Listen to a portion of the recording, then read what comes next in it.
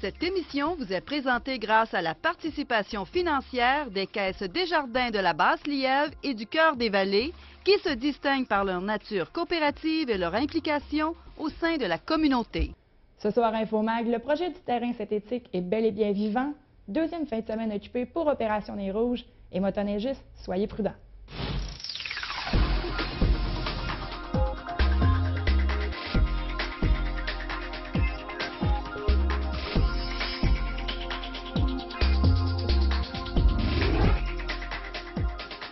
Bonsoir et bienvenue à Infomag. Mon nom est Josiane Hardy. Il me fait plaisir d'être avec vous pour cette édition du 10 décembre. Tout d'abord, le projet du terrain synthétique à l'école Hormidas-Gamelin, c'est se faire attendre. On en parle depuis longtemps, mais rassurez-vous, le projet est bel et bien encore vivant. Ayant reçu une réponse du gouvernement du Québec, toutes les parties concernées doivent tenir une conférence de presse ce vendredi afin de faire des annonces importantes, ce qui laisse présager qu'un plan B a dû être mis en place afin que le projet voie le jour. On peut entendre à ce sujet le président de la commission scolaire au Cœur des Vallées, M. Sylvain Léger. Effectivement, une conférence de presse est prévue pour vendredi à 10 h à la commission scolaire. Le terrain, le projet est toujours en branle. Les partenaires sont toujours présents. Donc, vendredi, on va pouvoir tout vous annoncer toutes ces grandes nouvelles-là. Restons dans le domaine scolaire. Alors que la commission scolaire au Cœur des Vallées, la CSCV, certains futurs élèves devront probablement changer d'école. Suite à l'explosion démographique, des élèves de l'école du Boisé devront se tourner vers les écoles Saint-Michel et Saint-Laurent. Mais petit bémol à remettre ici, ce ne sont pas des étudiants déjà dans l'école, mais bien les inscriptions pour les petits bouts de chou qui débuteront la maternelle. Certains parents ont toutefois exprimé des craintes à voir leur enfant séparé d'école. Mais pour la commission scolaire, la fratrie n'est pas un point à prendre en ligne de compte. Mais des études de cas par cas sont à prévoir. On peut écouter à nouveau M. Sylvain Léger, le président de la commission scolaire, qui nous explique les causes de ce remodelage de territoire. Il est important à noter que c'est les nouvelles inscriptions à la maternelle qui sont affectées dans ce remodelage-là du territoire. Donc, pour les parents où leurs enfants fréquentent déjà ces écoles-là, ça ne veut pas dire qu'ils vont être déplacés. Donc, c'est seulement que les nouvelles inscriptions à la maternelle. Donc, le territoire a été tout remonté pour les bassins d'alimentation pour chaque école. Du Boisé, le territoire a été rapetissé et une partie de ce territoire-là a été redirigée vers Saint-Michel et Saint-Laurent. Saint-Laurent, à l'école Saint-Laurent, leur territoire aussi a été modifié. Donc, il y a une partie du territoire qui a été repoussée vers l'école Saint-Michel et une partie du territoire de Saint-Michel qui a été... Donc, tous les rues et tous les quartiers ont été refaits, les bassins d'alimentation, en fait, pour essayer de pallier à la problématique qu'on a depuis les dernières années à l'école du Boisé. Lorsqu'on lui a posé la question sur une possible construction d'une nouvelle école afin de pallier au problème, le président a exprimé certaines réserves. Avant de déposer une demande pour la construction d'une nouvelle école, celles déjà existantes dans un rayon de 12 km doivent être à pleine capacité. Le Conseil des commissaires surveille la démographie qui ne cesse d'augmenter et il n'est pas exclu qu'une nouvelle école soit nécessaire, mais cela dans plusieurs années.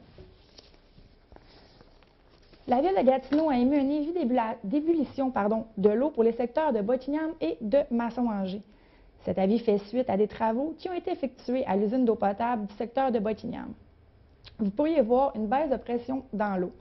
Si vous êtes touché par l'avis, vous devez faire bouillir votre eau pendant au moins 1 minute avant de la consommer.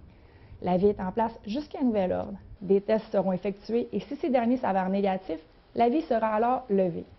Lorsque ce dernier sera levé justement, les citoyens sont priés d'ouvrir tous les robinets d'eau froide et de faire couler l'eau pendant 1 minute ou jusqu'à ce que l'eau devienne très froide. Si vous avez fait de la glace durant cette période, il vous faudra également la jeter.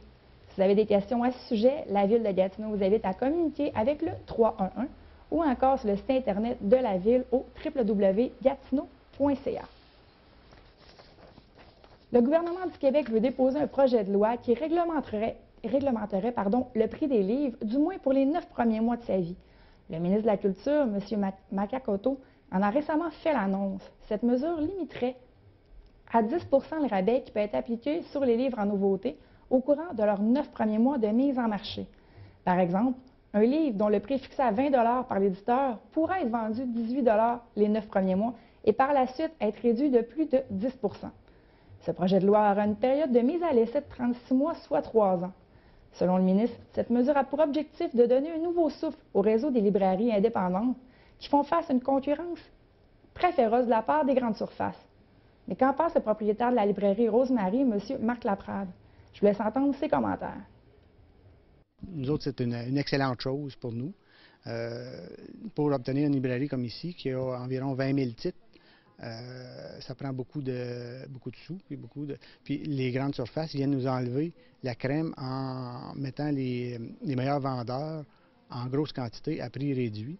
Et puis, nous autres, on a besoin de ces quantités-là, de ces livres-là pour survivre, pour tenir, parce qu'on a des quotas à garder. Et puis, on a vraiment besoin de ces ventes-là. Puis, le projet de loi veut que tout le monde soit égal, un maximum de 10 % de rabais sur le livre pour les 9 premiers mois. Une chose est certaine, ce dossier soulève les passions des amateurs de livres. Une page Facebook a été créée afin de faire une revue de presse de tous les articles sur le sujet ou encore d'exposer les bienfaits de cette loi. En quelques temps, c'est plus de 2500 personnes qui ont adhéré à la page. Vous pouvez la retrouver sur la recherche « Sauvons les livres 2013 ». Plusieurs amoureux des livres y laissent également leurs commentaires sur comment ils voient la viabilité du projet pilote de 36 mois. On peut réécouter M. Laprade qui souhaite ardemment que le projet de loi soit accepté et mis en place. Je pense que c'est ça. 3 ans, ça va permettre de déterminer si c'est viable ou si ça va bien, mais d'après moi, il faudra le continuer permanent. La saison des parties de Noël, des parties de bureau ou encore le traditionnel rassemblement familial bat son plein à l'approche du temps des fêtes. Opération Nez Rouge et ses bénévoles tiennent à vous rappeler qu'ils sont en fonction les jeudis, vendredis et samedis jusqu'à la fin du mois de décembre, ainsi qu'à la journée du 31 pour la veillée du jour de l'an. Depuis le début de la campagne 2013, c'est un peu plus de 500 raccompagnements qui ont été effectués. C'est environ, malheureusement, une centaine de raccompagnements de moins qu'à pareille date l'an dernier. On note également une baisse au niveau des bénévoles. Si vous voulez faire du bénévolat, donnez un petit peu de votre temps. Il vous suffit d'emplir le questionnaire au www.loisirsportoutaouais.com et de le retourner à l'adresse indiquée. Depuis ses tout débuts en 1985, c'est près de 55 000 raccompagnements qui ont été effectués. Je vous rappelle que les dons recueillis contribuent au soutien financier des athlètes et des clubs sportifs de l'Outaouais. Je vous donne le numéro si vous comptez utiliser les services d'Opération Nez Rouge. C'est le 819-771-AUTO, le 819-771-2886. Avec la tempête des derniers jours, les amateurs de motoneige sont les gens les plus heureux. Mais la Sûreté du Québec, la SQ, y va de quelques conseils de prévention, tels que la pratique de ce sport durant le jour et non la nuit, circuler lentement et prudemment lorsque la visibilité est réduite, circuler sur les sentiers balisés et éviter les plans d'eau, ou encore de partir seul en randonnée. Une trousse de survie est également admise lorsque vous quittez justement pour une randonnée. La SQ suggère qu'elle contienne un jeu d'outils de base, des bougies, des articles de premiers soins et une lampe de poche. Depuis 2010, en moyenne, ce sont 19 personnes qui perdent la vie en pratiquant ce sport. La réglementation qui entoure la pratique de la motoneige est la même que vous soyez sur des chemins publics ou privés, des plans d'eau gelés ou encore sur des sentiers. La municipalité de Lange-Gardien a adopté lors de sa dernière réunion du conseil municipal le 2 décembre dernier de nombreuses mesures afin d'améliorer la qualité de vie des citoyens. On parle ici entre autres du renouvellement de l'éclairage pour les parcs de Glenalmond, le parc des Sables et celui des Arpents Verts, le tout au montant de 7 500 $. Le conseil municipal a également adopté divers avis de motion en vue de la prochaine séance municipale, notamment face au taux de taxation pour l'exercice financier de l'année 2014 et la modification du Code d'éthique et de déontologie des élus de la municipalité. On peut écouter le conseiller municipal, M. Alain Gilbert, lors de la séance du 2 décembre dernier. Attendu qu'il y a lieu de remplacer les systèmes d'éclairage dans les parcs des Sables, des Arpents Verts et Glenalmond. En conséquence, je propose et résolu que ce Conseil autorise une dépense de 7 496,25 $, plus taxes, afin de remplacer le système d'éclairage des parcs des Sables, des Arpents Verts et de Glenalmond. Les fonds à cette fin seront pris à la même le fonds des parcs et terrains de jeu. Le secteur de Boitignam est un secteur qui comporte sa propre histoire, mais une histoire qui est très riche, que ce soit au plan de travail, du sport ou encore de l'architecture. M. Michel Riverdy, président de la Société d'histoire de Boitignam, en est un passionné. Malgré sa présidence, de nombreux projets sont sur sa table de travail. J'en ai profité pour connaître un peu plus sur cette société qui est en place depuis 2 ans et connaître les projets à venir. Je vous laisse écouter l'entrevue.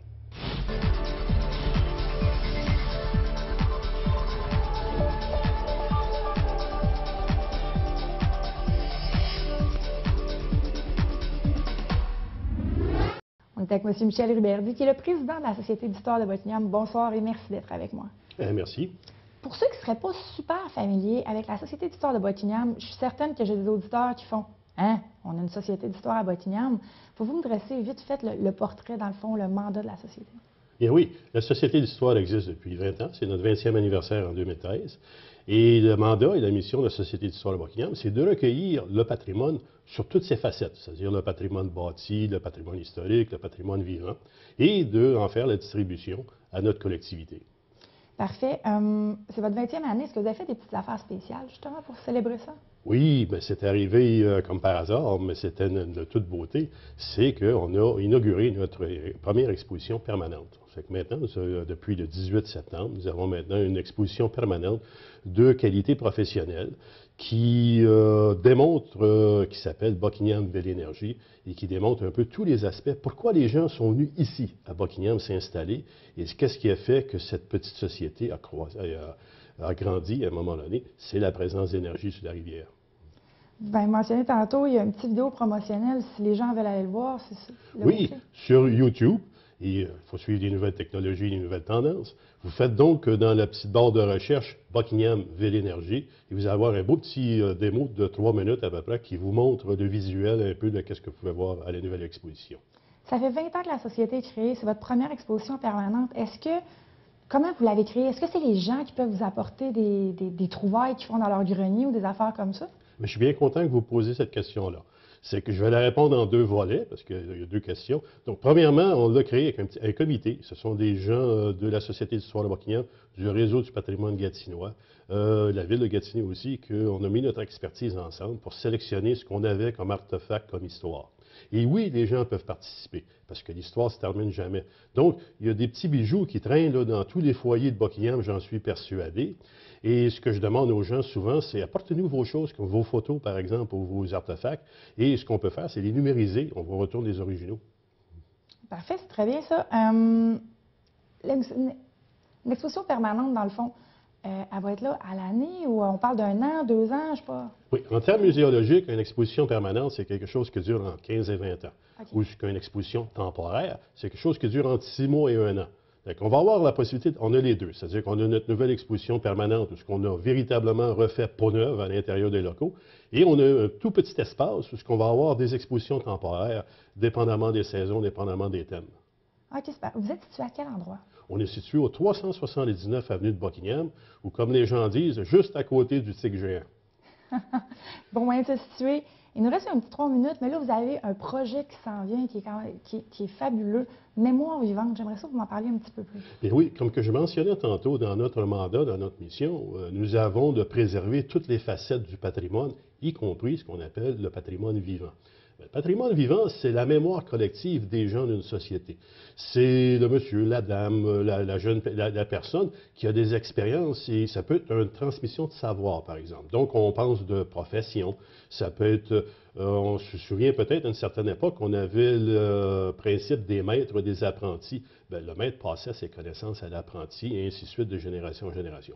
Mais, monsieur et madame, tout le monde en possède de ces mémoires-là. Il y a des gens qui ont du vécu. Comment est-ce qu'on vivait à Buckingham, par exemple, en 1930, en 1940? Quelle était la vie quotidienne à ces époques-là? Quels étaient les sports? Comment le travail se faisait? Donc, toutes ces choses-là, c'est dans les mémoires des gens. Et grâce au surplus de l'ancienne ville de Buckingham, où il y a des projets qui avaient été appelés, on a eu une somme d'environ 100 000 $ qui va nous permettre, au fil des années, des prochains 3 ans, d'interviewer les gens, de faire des montages en participation, en coopération avec la télévision communautaire.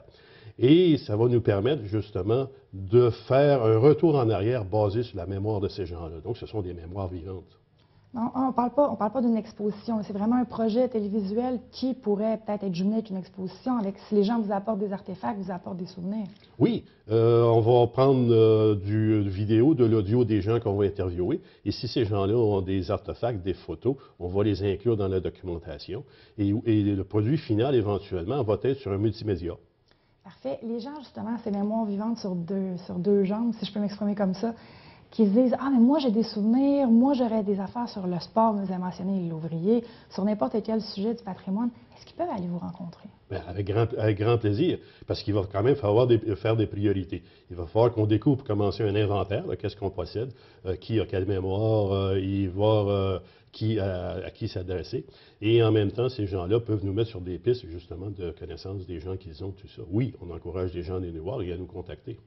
La société, spécifiquement, est-ce qu'elle cherche encore des bénévoles? Les gens, comme peut-être qu'ils ne seront pas des mémoires vivantes, mais la génération après, je parle de 40 ans en descendant, même les jeunes du secondaire qui apprécient leur cours d'histoire, est-ce qu'ils peuvent aller vous voir et vous offrir leur service, dans le fond? Oui, avec grand plaisir. Et je vais même lancer une petite invitation spéciale à notre population.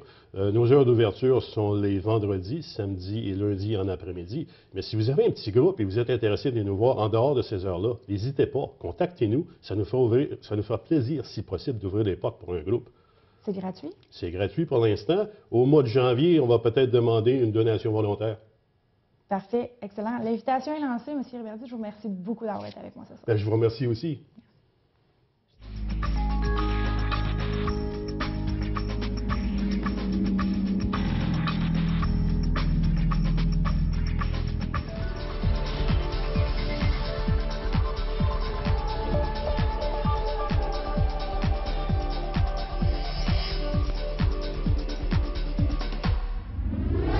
Maintenant, l'heure du culturel avec une nouvelle collaboratrice, Valérie Demers. Bonsoir. Bonsoir, Josiane. Premièrement, exposition de Daniel Lauzon au Café des artistes. Je pense que c'est une artiste de la région. Hein? Effectivement, c'est une artiste qui est originaire de Montebello. Elle a fait son entrée dans le domaine en 2005 et puis elle a toujours été attirée par ce qui est aquarelle. Son style reflète plutôt des techniques mixtes d'aquarelle aussi. Et puis, elle est en exposition au Café des artistes de la Lièvre jusqu'au 15 janvier. Et puis, elle est passionnée par les pigments et par l'eau. Parfait, une artiste à découvrir pour moi, entre autres, que je ne connaissais pas. L'événement Les 3 coups de Noël à la librairie Rosemary. Oui, dans le fond, c'est un événement qui est une initiative de la librairie Rosemary, ici à Buckingham. Et puis, c'est un événement qui surtout vise pour... J'essaie de trouver exactement le bon mot parce qu'on parle des traditions de Noël ces temps-ci, des anciennes traditions, des nouvelles traditions. Dans le fond, j'ai l'impression que les traditions se perdent. Et effectivement, eux aussi trouvent ça. Donc, ils sont à l'initiative de l'idée qui était à la base les contes de Noël. Donc, on parle librairie, contes, livres. Donc, c'est une soirée d'activité qui va avoir lieu ce jeudi, 12 décembre, à partir de 18h30. Il y aura des lectures de contes, des rencontres avec les auteurs et puis même une photographe professionnelle qui va être sur place, qui va pouvoir parler de son métier, un BDiste qui va faire des BD en direct, dans le fond, et puis qui va parler de son métier. On va pouvoir le regarder à l'œuvre. Plusieurs activités pour toute la famille. Donc, vous êtes invités à la librairie Rosemary dès 18h30 ce jeudi 12 décembre. Une soirée familiale. Oui. Et là, le concert de la Chanterelle de la Lièvre, la Chanterelle, je le rappelle, a fait quasiment salle comble à l'église Saint-Grégoire de Nazianze avec Marc Hervieux, mais là, on parle d'un concert spécifiquement pour la Chanterelle. Exactement. La Chanterelle aura son 30e concert. On espère exactement aussi qu'il va avoir salle comble. On leur souhaite. Ça va avoir lieu à l'église Our Lady of Victory sur la rue Charles, ici même à Buckingham. Les billets sont en vente au coût de 10 $ à la porte. Ils sont aussi disponibles auprès des choristes. Et puis, les enfants de 12 ans et moins ont l'admission gratuite. On va pouvoir les voir performer des succès, des vieux classiques en anglais et en français. Des classiques comme It's the Most Wonderful Time of the Year, Petit Papa Noël, probablement Mon Beau Sapin. Ou Jingle Bell. Ou Jingle Bell, on l'espère. Hein? C'est vraiment un des classiques, un de mes classiques préférés en tout cas. Puis il est bilingue, hein? Fait que, ils vont peut-être décider de faire 2 versions. On allie les deux. Je trouve ça bien que ça soit gratuit justement pour les enfants de 12 ans et moins. Ça leur permet de découvrir qu'il n'y a pas seulement que Britney Spears qui est capable de faire des chansons de Noël. Et là, OK, là, on vient chercher l'acteur en moi. Prochain sujet. Citoyen, acteur recherché. N'importe qui a une petite fibre d'art dramatique, donc je peux aller m'essayer de faire une Meg Ryan de moi-même. Je te verrais plus en Jane Lynch, là, mais oui, effectivement. Qu'on soit professionnel ou, dans le fond, amateur de théâtre, tous les citoyens de la ville de Gatineau et des alentours sont invités à aller passer une audition qui, dans le fond, le laboratoire va avoir lieu ce samedi, 14 décembre, de 10h à 16h, à l'espace René Provost, qui est les ateliers du Théâtre de l'Île sur la rue Leduc, Dans le secteur à Hull, dans le secteur Hull, au 160 Leduc. Donc, dans le fond, on n'est pas encore, c'est un laboratoire qui va avoir lieu avec le texte de Gueux de René Zand. Dans le fond, il va y avoir une lecture du texte et puis des jeux d'improvisation. Puis, c'est ce qui va cloître les auditions. Les metteurs en scène qui vont travailler sur la production sont Marc-André Charrette, Julie Créten et puis Mylène Ménard. Et puis, on demande de réserver notre place à l'avance auprès de Marie-Nicole Groux, qui est l'adjointe à la production, à l'adresse suivante qui est production.théâtre@gatineau.ca. Et puis, on vous souhaite bonne chance. Un gros cours d'art dramatique, ça va me rappeler des petits souvenirs de mon secondaire. Production pas de S, là, par exemple. Exactement, production pas de S. Excellent. Désinvolte vous raconte Noël, dans le fond. On va se faire raconter des contes. Oui, la troupe Désinvolte, qui est une troupe de théâtre communautaire de la région, qui a mis plusieurs productions sur pied depuis les dernières années. On les voit régulièrement à la salle Jean-Després de la Maison du citoyen de Hull. Dans le fond, demain soir, à 19h, c'est une lecture de contes de Noël signée Désinvolte. Je ne sais pas trop ce qu'ils préparent, mais ça promet. On aime ça, une surprise du temps des fêtes. Exactement. Et là, redécouvrir la neige au Musée canadien des civilisations. Il n'y en a pas assez à l'extérieur, il faut aller la redécouvrir au musée. Écoute, Josiane, on a tous une relation étroite avec la neige ces temps-ci. Sauf que le Musée canadien des civilisations a mis sur pied, en fouillant dans sa collection d'artefacts, une exposition regroupant environ plus ou moins 300 artefacts de la collection originale du musée, dans lequel on retrouve autant des œuvres d'art inuites, des vieux traîneaux, des sèche-bas Tous des artefacts qui ont rapport avec l'hiver. artefacts qui ont un lien avec l'hiver. Donc, ça a été mis sur pied en collaboration avec le musée Joseph-Armand-Bombardier. Et puis, c'est au Musée des civilisations tout l'hiver. Ça a ouvert le 6 décembre dernier. Et puis, c'est ça. C'est Ouvert à tous? ouvert à tous, exactement. Les enfants, les parents. Et puis, ça promet. C'est une très belle exposition. Je suis moi-même allée la voir. Puis, ça vaut vraiment la peine. Ça vaut le détour au musée. Déjà un parti pris. Oui. Et là, mon oncle Serge, assez fanatique et un peu partout, va être de passage à Gatineau très bientôt. Oui, cette année, mon oncle Serge, qui fait encore sa tournée des fêtes cette année. Et puis, comme d'habitude, il y aura une bonne dose d'irrévérence et de dérision. Sauf qu'on s'attend plutôt à de l'acoustique qu'à une ambiance trash, comparativement au créneau de mon oncle Serge. Il n'y aura pas de drum, pas de grosses distorsions. C'est vraiment mon oncle Serge avec sa contrebasse, avec les guitaristes Peter Paul et le Raphaël Damour. Le spectacle va avoir lieu au Brasseur des Temps le 30 décembre. Ça va faire différent d'avoir seulement que mon oncle Serge et sa guitare, que toute l'ambiance un peu festive alentour de lui. Très festive, mais c'est le même qu'on l'aime. Et voilà, marché de Noël au Musée canadien des civilisations. Oui, le marché de Noël pour monsieur et madame tout le monde qui ont envie de faire des emplettes originales pour les fêtes. Des artistes locaux qui sont regroupés, je dis locaux, mais région de la capitale nationale. Il y a beaucoup de gens du côté ontarien, beaucoup de gens du côté québécois, des artistes un peu partout dans la région. Environ 50 exposants que l'on retrouve, bijoutiers, chocolatiers, menuisiers ébénistes. C'est toutes des choses originales, là. C'est des créations originales par les artistes qui sont exposants au marché de Noël. Donc, on retrouve vraiment de tout. Là. Par exemple, je cite ça en exemple, je suis allée moi-même la semaine dernière pour l'ouverture. Et puis, il y a une dame, je ne me rappelle plus son nom, mais elle fait des sacoches, des sacs à main avec des vieux disques 33 tours recyclés. Donc, c'est à l'extérieur de la sacoche et les vend sur place. C'est des artistes comme ça qu'on retrouve, là. Quand même original pour faire sa liste de cadeaux de Noël, justement. Si vous êtes comme moi, à la dernière minute, je n'ai encore rien acheté. Définitivement. Et là, on passe du musée canadien des civilisations à La Grange, qui a sorti sa programmation.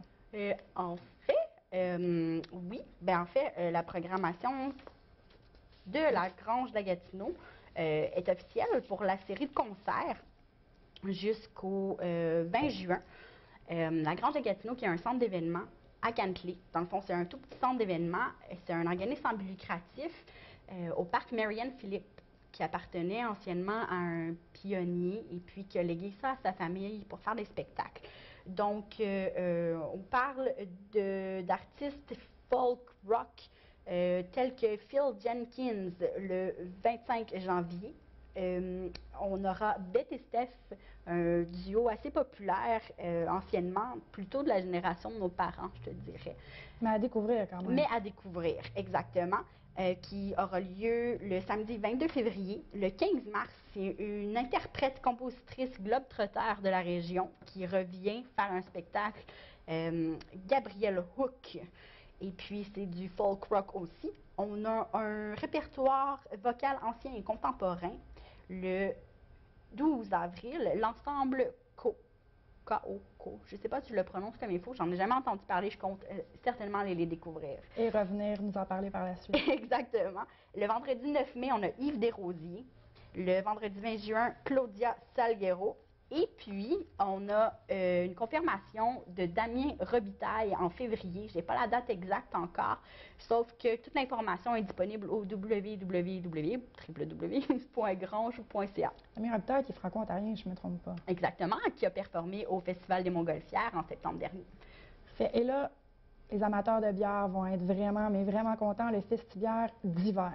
Ne pas confondre avec le Festibière qui se passe l'été. Le Festibière d'hiver revient pour une 3e édition. Exactement, la 3e édition du Festibière d'hiver. C'est assez excitant pour les amateurs de bière. Je me prononce pas du tout là-dessus. J'ai l'air vraiment emballée, je le sais, mais on est tous emballés par un Festibière d'hiver. Au Musée canadien des civilisations cette année, ça a été annoncé officiellement aujourd'hui lors de la conférence de presse. Ça promet. Dans le fond, pour ceux qui ne connaissent pas la formule du Festibière, c'est des exposants de la région, mais de microbrasseries québécoises aussi. Je pense que même il y a Creemore qui est plutôt branché du côté ontarien. En fond, en général, des exposants de bière, mais de microbrasseries qu'on aime bien. On parle pas excuse-moi, on parle pas de Budweiser, non, tout ça, non, c'est vraiment de la bière artisanale, dans le fond, qui sont à découvrir. On a un verre qu'on achète du Festibière, on fait la tournée des kiosques, on goûte. Souvent, il y a des conférences bière et chocolat, bière et plaisir pour faire découvrir les combinaisons de nourriture et de bière. Justement avec Mario Dair, qui est un spécialiste justement de la bière. Exactement. De faire ouvrir nos papiers gustatifs. Il y a aussi un volet nourriture, si je ne me trompe pas. Oui, aussi. Cette année, il y a la poutine à l'agneau qui va être assez populaire, je crois. Si je ne me trompe pas, c'est une nouveauté. Et on se promet d'y aller, moi et toi, on va pouvoir revenir en parler. C'est ce qui conclut plutôt l'Infomag de ce mardi 12 décembre. Valérie Demers, merci d'avoir été avec moi ce soir. Et je vous souhaite une très bonne soirée sur les ondes de la TVC.